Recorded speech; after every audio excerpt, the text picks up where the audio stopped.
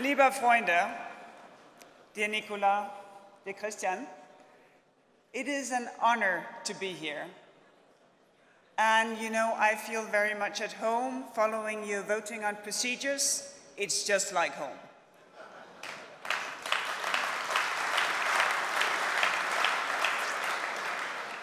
I think it's special.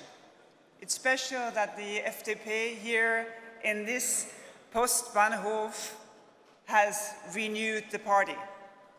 I think this is also the place to renew Europe.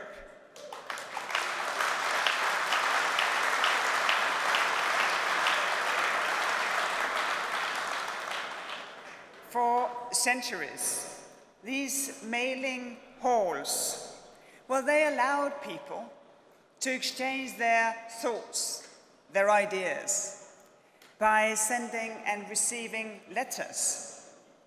It's an excellent spot to nominate your lead candidate for the European election. And I do wish all candidates all the best in their campaigns.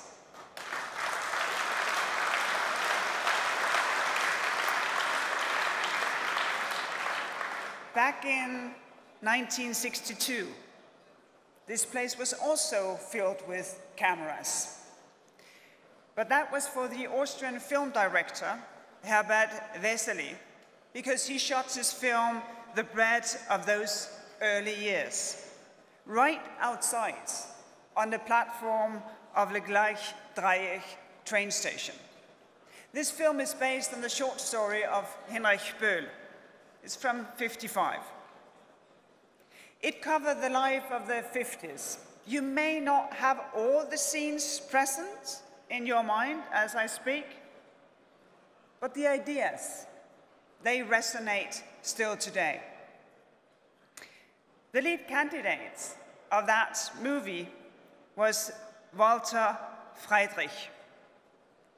He was in every way a regular guy.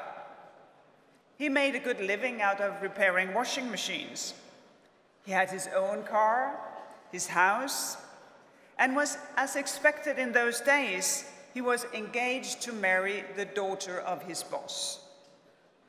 On the surface, Walter had everything going for him.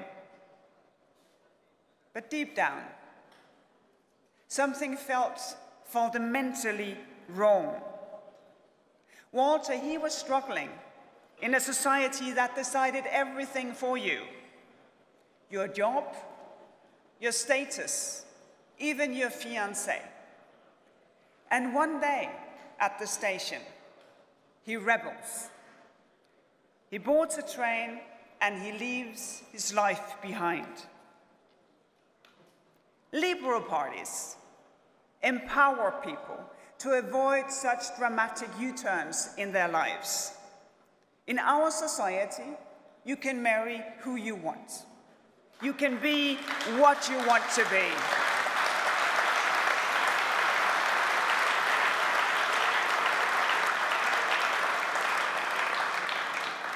But yet, many people at the metro at Gleichdreieck today, they feel like Walter did, anxious, insecure. In many ways, things are also working for them. Never before have so many people in Europe had a job. Our economies are growing. Our businesses are investing. But when people sit together and you lend an ear to their conversation, they voice distrust, disbelief, disillusion. I think that's human. It's for every one of us to feel like that, because our happiness doesn't just come from our life today. It also depends on our hopes for the future. And many parents, they feel that they cannot give the promise to their sons and their daughters that if they do what they are supposed to do, life will improve. As long as they go to school, if they study hard, if they work, that society will work for them.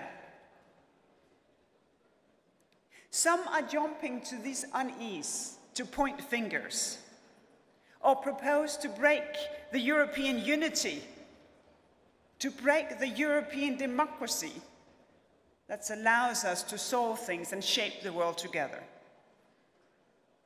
That destruction, that's not my vision. If we want to do Europe better, we should renew it, not destroy it.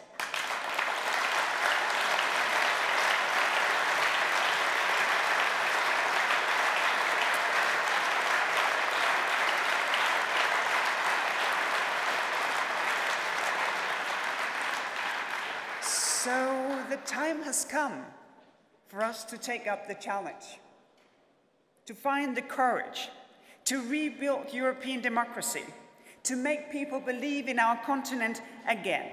And I will suggest you 5 principles that I think more or less everyone who wants a European well-working democracy can rely on. Fairness, rule of law, environment, sustainable economy, and a safe Europe.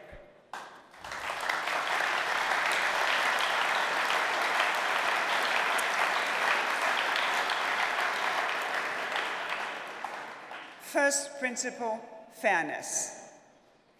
Restoring fairness in our democracies is not only a priority, it's a necessity. That everybody feels and sees that they have the same opportunities in life. They may catch them in different ways, but the fact that we have a fair chance of making it, that we are all counted in as citizens in our democracies, that the market works for you as a customer, as a consumer, and not the other way around.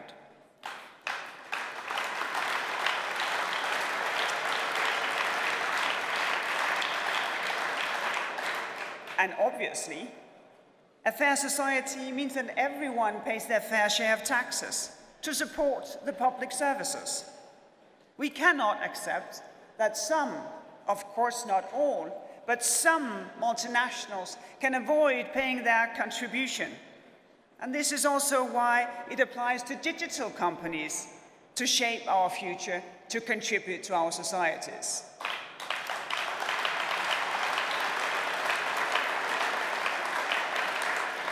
Second principle is the rule of law, that Europe stands up for its values. This Europe was built on the rule of law. The deepest belief that no country or no company, no matter how powerful, is above the rules.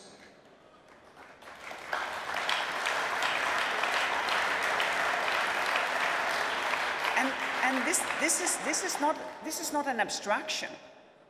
This is not a speech for a festive occasion. The rule of law is a way of life. It's about everyone having the same trust that they have the same chances to go to school, the same chances to get a job, the same protection of their opinions, or even their identities being suppressed. And this we must defend.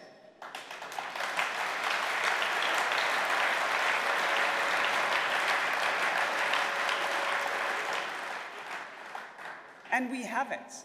It is time for Europe to believe in itself. If some European governments retreat on the promise and the reality of the rule of law, it's our European responsibility to act upon it. But Europe is also our home. This is where we live, we travel, we work, we study. We want it to be healthy. We want it to be a place to live. Also for future children and grandchildren. So the third principle we should agree on would be about our environment. It is obvious that we cannot escape all the consequences or effects of climate change. But if we move decisively, if we move quickly, it is just still about possible to stop things from getting out of hand.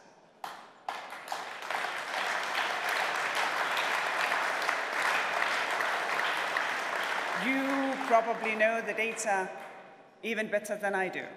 It's just possible to keep warming at 1.5 degrees instead of 2, meaning, and this is of course where the promises lie for doing something, that up to 10 million fewer people will face risks linked to rising sea levels, that the world's fisheries will catch 1.5 million tons fewer fish instead of 3 million fewer, and we will only lose up to 90% of the world's coral reefs instead of all of them. But climate change is not the only issue we face. You might have seen this photo recently. It's a beautiful photography. It's a seahorse. It's drifting in the current. Its tail is curled around something bright pink. It has these colors. You want to put it on your wall. Except the splash of pink is actually the plastic stick of a cotton bud carried out to sea with the discarded rubbish. By 2021, several single-ply uses will go out of use in Europe.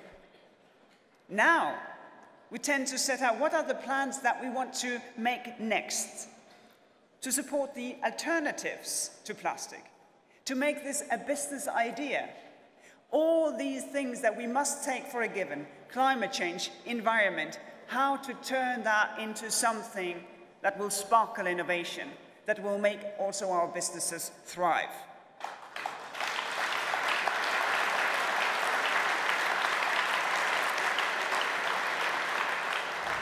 So obviously, the fourth principle is a sustainable economy, because Europe deserves an economy that delivers jobs and growth without wasting our natural resources. And to make this happen, of course, we need to enlist each and every one of our citizens, all their creativity, all their ideas, our entrepreneurs, our startups, our local communities.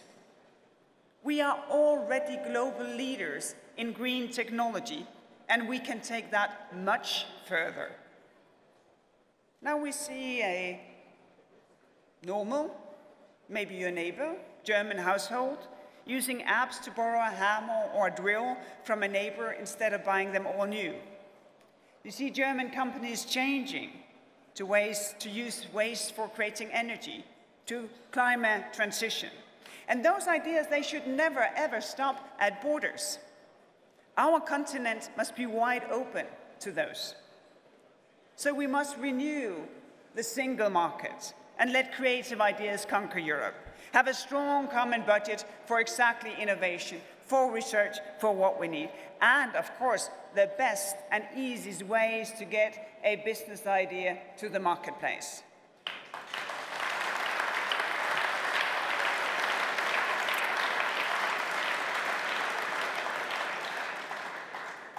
Last but not least, such an open Europe, a single market, a digital single market, a Europe that's transitioning, it only works if we feel safe, taken care of.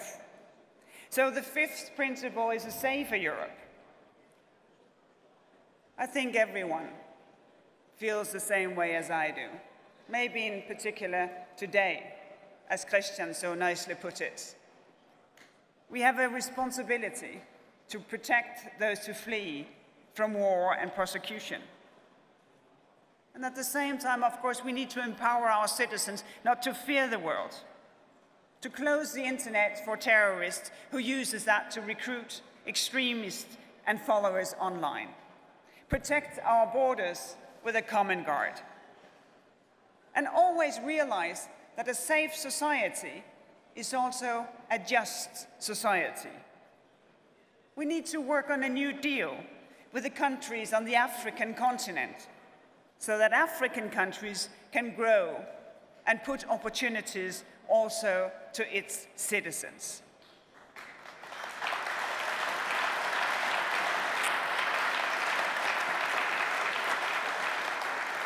So, ladies and gentlemen, this is time to go to work. This is time to unite, to renew Europe. The time for deadlock is over.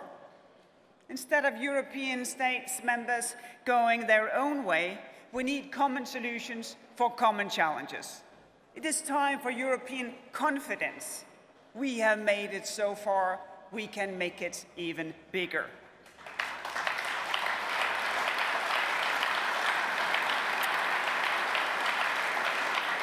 And this, of course, and you will know this better than anyone else, having renewed your party, having renewed your promises to your electorate. Instead of old party politics, we must work with anyone eager to renew Europe, to put this promise into everyday reality. And instead of separating Brussels from Berlin, we need to show that our democracy is one integrated democracy, serving citizens from the local to the Länder, to the regions, to the nations, to this amazing European democracy that serves us all.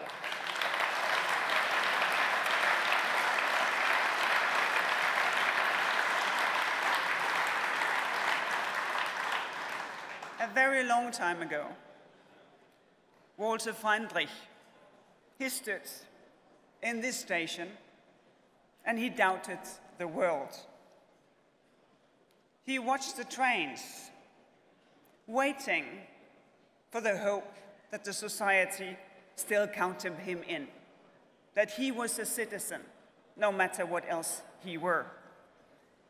On this spot, we can renew the promise to the citizens of today. Realists can make miracles. Europe can unite to build a better, safer, sustainable world. We have done it before. We can do it again. Now it takes the courage to hope and the drive to deliver a better Europe. Thank you.